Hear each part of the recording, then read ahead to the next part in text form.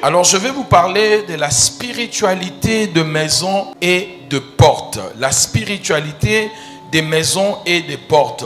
Cet enseignement que je vais vous donner, je l'ai déjà enseigné une fois, mais d'une autre manière, aujourd'hui, je vais essayer d'ajouter d'autres éléments qui peuvent nous aider dans notre vie en tant que chrétiens, de savoir dans quelle maison où nous entrons, dans quelle maison où nous habitons, dans quelle maison où nous partons pour mettre nos têtes pour dormir. Amen.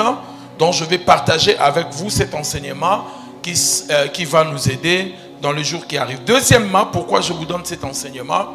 Parce que j'ai suivi une dame qui était en train de parler sur les entités, ou si vous voulez, comment appeler cela, l'âme de la maison ou les gardiens de la maison. Alors, la dame était en train d'expliquer beaucoup de choses et c'est très dangereux parce que il y a des choses qui se rapprochent avec le christianisme mais qui n'ont rien à voir avec le christianisme. C'est pas parce que quelqu'un dit des choses en trouvant dans la Bible qu'il est en train de parler de choses vraies. Parce que même dans la Bible, Salomon s'est marié avec 1000 femmes. Donc, je peux aussi me pointer ici pour dire des choses que j'ai trouvées dans la Bible et vous dire c'est dans la Bible et il faut le faire. Ce n'est pas tout ce que nous trouvons dans la Bible que nous devons l'appliquer. Il faut faire très attention, même en lisant la parole du Seigneur, il faut comprendre, il y a les paroles de Christ, il y a aussi le commentaire des évangélistes.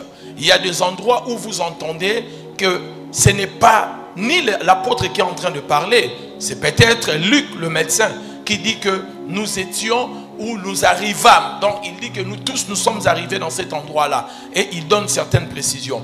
Je ne remets pas en cause la parole de Dieu parce qu'elle est véridique et elle est fidèle. Je dis simplement, c'est pas parce que nous trouvons quelque chose dans la Bible, nous devons forcément l'enseigner comme une vérité absolue. Parce que dans la Bible, il y a aussi des citations des hommes, il y a aussi des choses, comme je l'ai dit, qui sont dans la Bible pour nous servir des leçons, mais pas pour les appliquer dans notre vie. Voyez, donc mes bien-aimés dans le Seigneur, donc c'est très important ce que je suis en train de vous dire. Alors, la dame parle des gardiens de maison. Et dans son explication, elle est en train d'expliquer, parmi les 5 pays, elle dit qu'il y a les pays asiatiques qui sont très riches. Elle prend cela comme exemple, bien que là, elle a un peu fauté parce que ce n'est pas forcément ces 5 pays qui sont des pays les plus riches du monde. Vous voyez? Elle dit, si vous regardez, vous partez en Asie, vous arrivez par exemple en Chine, Thaïlande, Inde, vous trouverez toujours des hôtels. Ça veut dire que si vous avez eu la grâce de voyager dans le monde ou vous avez mangé dans des restaurants asiatiques, vous trouverez toujours quelque part, il y a ce qu'on appelle soit un dragon, une représentation d'un dragon, soit vous verrez un éléphant ou vous verrez quelque chose. Et la dame pousse à penser très loin en disant, ce sont des gardiens de la maison. Les gardiens de la maison, parce que dans chaque maison, quand vous y entrez, il y a toujours un gardien, quelqu'un qui occupe cette maison avant que vous arrivez. Et lorsque vous arrivez dans cette maison-là, il faut négocier avec ces gardiens-là. Il faut parler avec lui pour que ces gardiens vous donnent la prospérité. Et elle dit que c'est la raison pour laquelle tous les restaurants de Chinois, les restaurants asiatiques marchent et ils ont beaucoup d'argent parce que là où ils placent leur commerce, ils créent aussi une représentation pour les gardiens qui surveillent cette maison-là. Alors il faut faire très attention. Elle est en train de dire une demi-vérité, en même temps elle pousse les gens dans l'idolâtrie.